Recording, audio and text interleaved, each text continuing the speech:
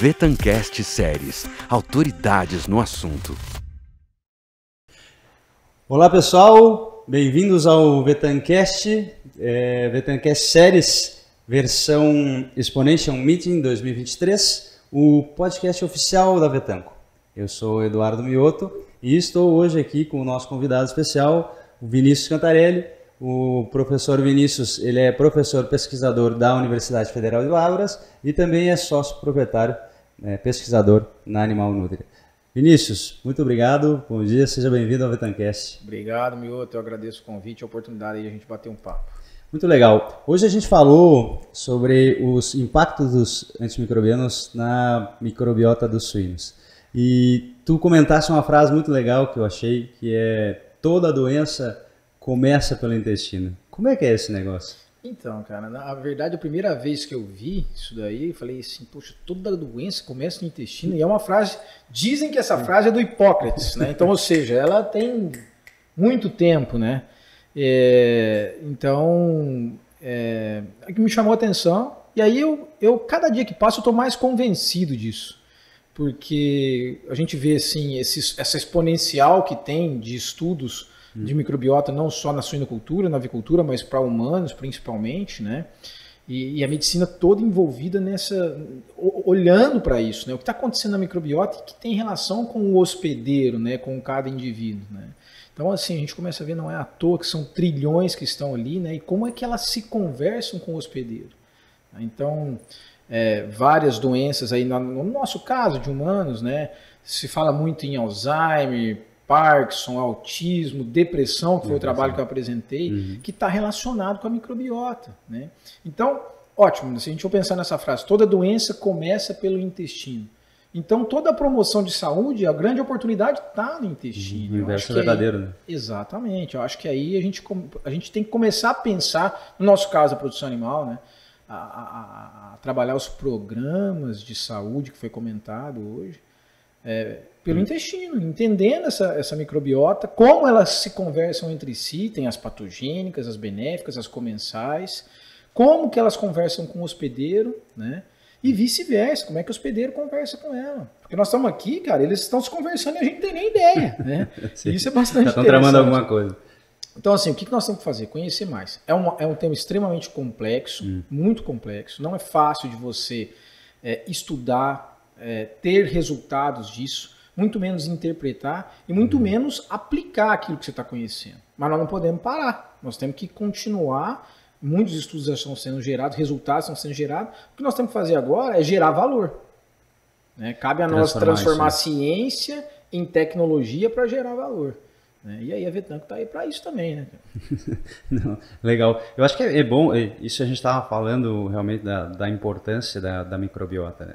Eu acho que é importante a gente discernir um pouco também, ou discorrer um pouco o que é efetivamente a microbiota. A gente tem dois tipos de microbiota, como é que elas conversam, qual a função. A gente fala em microbiota, às vezes quem está escutando a gente em casa ainda está muito superficial. O que é esse negócio realmente, né? Para que serve esse troço? E pensa às vezes que é só bactéria e que a bactéria é patogênica. Né? Sendo que as patogênicas é o 1%. É uma minoria, né, cara? Na verdade é uma minoria. Bem, do que a gente conhece, tá? Quando a gente trata microbiota, não é só bactérias. Tá? Tem outros micro-organismos ali. E aí, mais recentemente, veio o termo microbioma, né? Que é o estudo genético de todos esses micro-organismos, né? Que é mais importante ainda, que você consegue extrair mais informações. Né? Agora, nós temos as conhecidas, que são as mais conhecidas, que até então eram as patogênicas. Você pega um Escherichia coli, você pega salmonella, enfim. Né? Lawsonia, Braxpira. E aí você tem as benéficas, lactobacilo, bifidobactéria e tal. E quando começa a aparecer pra gente Prevotella, começa a aparecer pra gente aqueles nomes que a gente citou ali, e que são bactérias que são importantes, né, que faz parte ali das comensais, e que a gente está entendendo cada vez mais que essas comensais, elas que conversam mais com o hospedeiro. Principalmente com o sistema imune do hospedeiro, para deixar o sistema imune mais competente ou não. Isso é uma área da ciência que a gente tem que colocar mais, dá muito ainda. mais ainda a lupa, né? Falar, poxa, como é que é essa relação? Como é que o indivíduo pode ser mais imunocompetente? Vamos pensar no caso do suíno. Como é que nós podemos potencializar a biologia suína, né? Com aquele patrimônio que ele tem, ou que ele pode adquirir via tecnologias e ferramentas, que é a microbiota intestinal. Tá? Então, isso é possível da gente fazer. Então, é entender primeiro o que é essa microbiota, esses micro-organismos, né, que estão ali em trilhões, né? O quanto que ele é importante, ao mesmo tempo, o quanto que pode ser um risco, né? E como é importante manter, acho que a palavra é essa, o equilíbrio, que a gente chama de eubiose, no caso da microbiota intestinal, eubiose intestinal. E o contrário é disbiose. E quantos fatores na nossa vida, ou na vida de um suíno, de uma ave, que levam a um processo de disbiose? E não é simplesmente comer algo contaminado, que a gente está acostumado. Mais comum. É um estresse, cara. É um estresse ambiental, estresse social, estresse emocional no nosso caso, e por que não nos animais, né? Então todos esses fatores acabam impactando, perturbando essa microbiota. Da mesma forma que a nossa saúde sistêmica, a gente precisa de garantir homeostase, né? Se as doenças começam pelo intestino, nós temos que garantir uma homeostase intestinal também. Isso quer dizer o quê? Uma eubiose intestinal ou uma microbiota mais pacificadora. Agora a pergunta é, o que é essa microbiota pacificadora? Então nós precisamos de levantar informações, entender... Quais são os nossos aliados, né? Quais são os nossos aliados, exatamente. E depois saber qual o indivíduo, em que momento, que hora que eu vou trabalhar, se é preventivo, se é no tratamento, enfim. Né? Se a gente pega assim, a gente pensa... Por muito tempo a gente pensou que os aditivos serviam só como promotores. Não, nós temos aditivo de tratamento. Tem certas bactérias benéficas que podem tratar uma condição adversa, né? uma condição de distúrbio ali por um patógeno. Então, eu acho que nós temos que ir evoluindo, nós não podemos parar. A ciência, por mais que seja complexo, não podemos parar, porque o que o outro lado está esperando? Que são as pessoas, né? Seja os humanos, seja uma granja de suínos. Valor. Como é que nós vamos gerar valor com esses estudos, com esse investimento que nós estamos fazendo nessa área? Agora, o mais importante é entender o seguinte, nós estamos no caminho certo. Porque realmente a microbiota intestinal interfere muito na saúde do indivíduo. Não só na saúde entérica, na saúde como um geral. Todo. Então, muita gente comenta da própria questão desse link, né? Sistema entérico, sistema nervoso, né? Esse eixo, né? E a saúde intestinal com uma saúde geral do animal, refletindo na saúde geral do animal. Inclusive tem alguns trabalhos até mostrando que eu tenho essa correlação, melhora a saúde intestinal, melhora a saúde respiratória, né? Coincidência de casuísticas aí. Então, eu acho que quanto mais a gente pesquisa, mais a gente descobre, mais dúvidas tem, né? É um campo enorme aí para ser trabalhado, né? Sim. Hoje nós temos mais perguntas do que resposta. E eu acho que assim, ainda vai levar muito tempo para a gente ter menos perguntas e mais respostas nessa área. Nessa questão da conexão da microbiota com o hospedeiro, né? Então vamos imaginar um suíno. Sim. Né? Primeiro a gente falou assim, o intestino é o segundo cérebro, né? E muito disso é por conta da microbiota. Tá? E por que não, às vezes é o primeiro. Né? Mas aí a gente foi além, né? Que eixo que atua aí? Né? É um eixo que... Como que é feita essa comunicação? Tá? Então existem neurotransmissores, né? Tem um nervo vago também que faz essa comunicação, os próprios... metabólitos são produzidos pela microbiota, enfim, tem canais aí. E esses canais, da mesma forma, eles se conectam com o pulmão, com o trato respiratório, com o pulmão, com o trato reprodutivo, com o fígado, tão importante. Então, assim, então peraí, dependendo da microbiota que eu tenho, eu vou ter uma saúde do meu fígado melhor? Sim. Do pulmão? Sim. Dos rins? Sim. Né? Por quê? Grande parte disso é porque 70% a 75% do sistema imune está no intestino. O nosso sistema imune é que dita muitos sintomas de alguma situação. Né? Então, por exemplo, eu sempre dou o exemplo da sinusite, ou qualquer ite que seja. Né? É um processo inflamatório. E o teu sintoma você vai sentir quando você estiver mais inflamado. Então, quando você provoca uma desbiose intestinal, você pode sentir mais uma dor de cabeça. E agora, o que te leva a isso? É a alimentação? É um estresse? É uma noite sem sono? Né? E outro ponto, já que eu falei de desbiose, quando a gente trata de desbiose, por exemplo, nós não temos ainda um score de desbiose. Porque depende do grau de desbiose. É só qualitativo ainda, né? É só qualitativo e nós temos que trazer números para isso. É por isso que nós precisamos de mais informações. Né? Então, dependendo do grau de desbiose, eu vou tratar essa situação de uma forma. Dependendo do outro grau, aí tem que ser outra situação. Né? Então, enfim. E é muito mais complexo, né, professor? Porque além dessa desbiose, além de saber o quanto ela está variando, a gente tem que saber o que está variando, né? Seja para mais ou seja para menos. Que bactéria que está desviando, que bactéria que está se aproveitando da situação para causar o problema, né? Sim. Tá certo. Porque é transitório. Mas aí, assim, que indicadores que nós temos que ter para uma microbiota mais saudável? Poderíamos citar vários, mas principalmente diversidade. Nós temos que ter diversidade. E aí, quando, por exemplo, a gente usa medicamento antibiótico, você normalmente, isso está na literatura muito claro, você diminui essa diversidade. Então, você trata uma condição adversa, mas você cria um efeito colateral. E veja só, a gente não tratava esse efeito colateral como microbiota. Era uma dorzinha no fígado, uma ânsia e tal, não sei o quê. Não. Talvez um dos principais efeitos colaterais do antibiótico, de um medicamento, vamos tratar aqui de antibiótico, é a desbiose intestinal, é a perda dessa diversidade. Primeiro ponto. Segundo indicador é a complexidade. E a complexidade ela está muito relacionada com a diversidade. Porque quanto mais diversa, mais complexa ela pode ser. E o porquê da importância da complexidade? Vamos juntar aí a própria diversidade, você tem várias bactérias que, por exemplo, como nós falamos aqui, elas estão se comunicando com o hospedeiro via sistema imune, mas estão produzindo metabólitos. E esses metabólitos deixam o ambiente mais complexo. Quanto mais complexo, aí vem o terceiro ponto, que é o resiliente. Ele está mais resiliente. Então, por exemplo, foi o que alguns colegas comentaram hoje aí na reunião. Nós temos um patógeno, aí não tem problema ele estar ali, mas ele não tem espaço, tá, para o ambiente que está ali para ele se multiplicar. Então esse espaço ele precisa de ser resiliente, mas a resiliência vem normalmente de uma microbiota mais complexa, que normalmente vem de uma microbiota mais diversa. Então, como a gente cuidar desses 3 indicadores? Né? Tem que ter diversidade. E quando a gente vai tratar com antibiótico, infelizmente a gente vai ter que usar ele porque ele é importante. Exatamente. Eu tenho essa situação perturbada. É o grande efeito colateral, né? É o grande efeito colateral. E esse é o grande problema quando a gente fala na questão desse uso consciente dos antimicrobianos.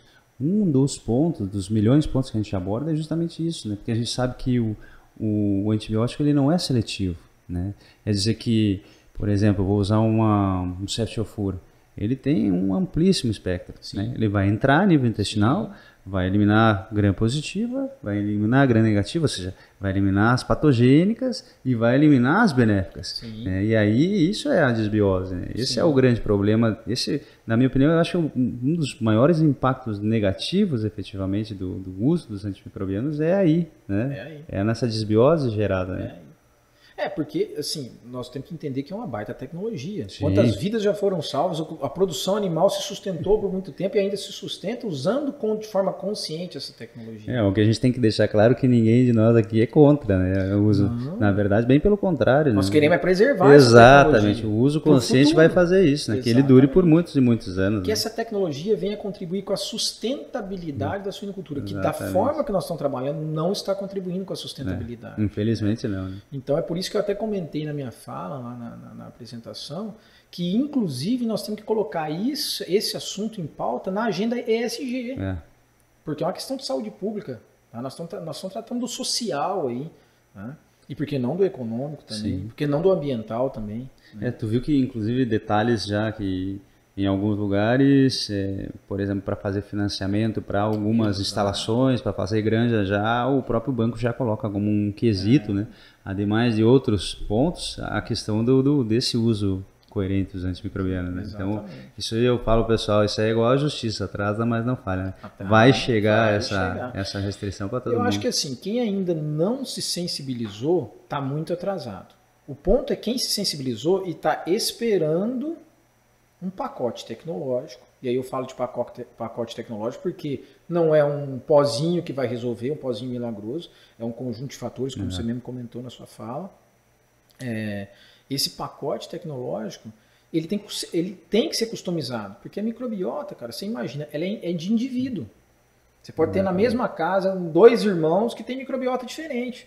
Por quê? Mas, cara, você consome a mesma coisa, toma café a mesma coisa, almoça a mesma coisa, janta a mesma coisa, só que você tem situações em que um indivíduo reage emocionalmente diferente do que o outro. Ativou este hipotálamo hipofisário adrenal, processo... De novo é o estresse. Né? É estresse. E aí esse estresse perturba também a microbiota. Bem, agora você imagina numa granja que tem X animais em várias fases, em várias condições, de forma temporal, porque dependendo da época do ano você pode ter mais ou menos estresse, e numa curva normal. Que isso é que é importante. Então, isso tem que ser customizado. Esse pacote tecnológico tem que ser customizado. Granja a granja. Granja a granja. E o que a gente veio, que nós não estávamos usando de forma consciente os antibióticos? Cara, o que você está usando aí? Estou usando esse programa. Beleza, vamos usar para esse também, e vamos usar para esse também. E não é assim. E muito menos, foi o que nós comentamos, sem fazer diagnóstico. Né? Então, qual que é o diagnóstico? E a gente começa a diagnosticar também o nosso status de saúde, ou o status de saúde da granja, não o status de doença. Né? Então, enfim, eu acho que assim, quem não está sensibilizado tem que se preocupar, quem está sensibilizado, dar os próximos passos. Né? Rumo a não retirar 100% dos antibióticos. O antibiótico tem que estar lá como estratégia. Né? Mas sentir mais, acreditar mais na biologia, no animal, né? E nessa relação da microbiota com o animal. Acho que aí tem uma grande oportunidade. Experimentar, né? Eu acho que o passo é esse, né? Não tem uma receita de bolo, não existe uma realidade para uma granja que se aplica a outra, né? Mas é um trabalho que tem que começar a ser feito. Né? Tem que começar a ser feito na prática. Não podemos deixar só nascer. Claro que transitar da ciência para a prática é um baita de um desafio, ainda mais numa área dessa, que é complexa. Mas nós temos que começar, nós já temos resultados que a gente já pode tentar validar em condição. Você não vai chegar para o cara da granja e falar assim, muda tudo. Cara, mas vamos testar um lote, vamos reduzir um choque, vamos reduzir um pouco, enfim, vamos testando. E aí foi o que você falou na sua apresentação, né? Não é de curto prazo, né? Estabelecer saúde, que é um baita de um patrimônio, é um processo, só que as pessoas têm que entender esse conceito, vender o conceito, né? É um processo. Você não vai dar um tirinho ali e vai resolver todo o problema da tua granja para os próximos 10 anos. Não. Eu acho que esse é o problema que acontece na rotina. Né? Às vezes o pessoal se emociona, né? Você escuta o Cantarelli falando em redução de antibiótico, aí ele chega no outro dia, ele dá uma olhada na curva dele lá, eu acho que eu vou tirar alguma coisa aqui. Eu acho que eu vou tirar. E vamos ver o que dá para tirar e vamos ver como é que vai. Né? Assim, é muito no achismo, muito sem preparo, né? Muito sem o conhecimento da granja. Né? E muito assim, com essa mentalidade, a gente tem que mudar a mentalidade. Né? Foi o que a Diane falou na apresentação dela. Trocar o chip. Exatamente, mudar a forma de pensar. Cara. É outro modus operandi na produção. Isso está nos ensinando muito, para quem quer. Agora, para quem quer assim, não, eu preciso resolver apagar meus fogos, beleza, você vai ficar aí como um bombeiro. Né? E realmente o antibiótico, ele apaga muito fogo. Tá? Resolve muito problema de manejo. Né? E os efeitos colaterais? E aí você tem que ficar só apagando fogo, deixando o teu sistema de produção, o teu negócio, não é o sistema de produção, o teu negócio cada vez mais suscetíveis a intempéries.